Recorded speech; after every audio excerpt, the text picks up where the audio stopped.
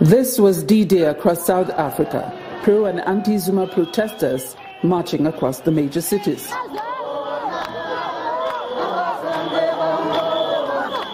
Yeah, I hope that they will vote to remove our president and that will then start a process of appointing a new president for South Africa who is somebody who's honest and accountable and incorruptible.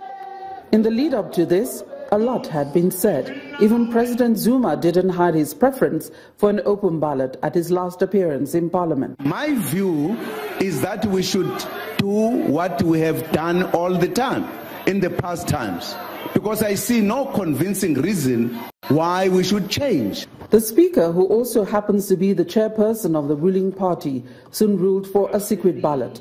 But some staunch Zuma supporters remain defiant. We don't understand the anxiety and the excitement around this so-called motion of no confidence.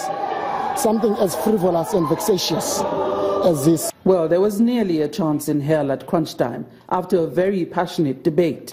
There is a chill running down this parliament.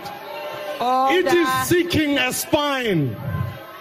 And I fear that today we will prove whether we will act courageously for our people or courageously for Jacob Zuma. The ANC rejects this motion with the contempt it deserves. I thank you. We are rising against those who have surrendered the people's power into a family of foreigners. That's what brings us here today. If the president had executed his responsibilities and respected his oath of office, we will not be here today. Then came the secret vote.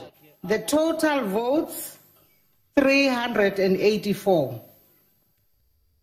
The yes, 177.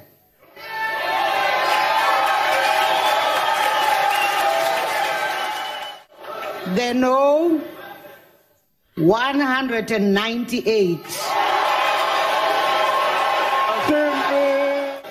And there were 9 abstentions.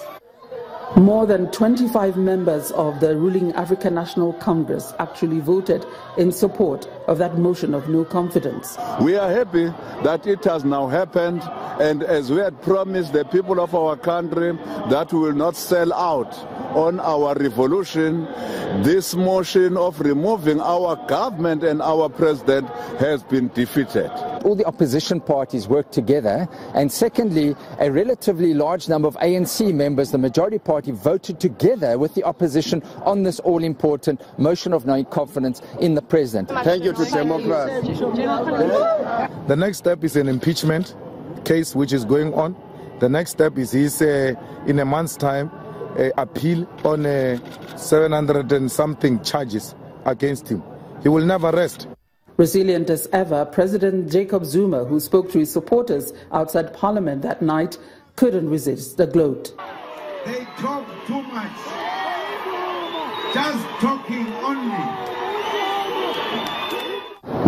The opposition parties have described this as a hollow victory for the ANC, but with this outcome, President Jacob Zuma essentially remains the president of the country, with his cabinet intact, except he decides to do a reshuffle.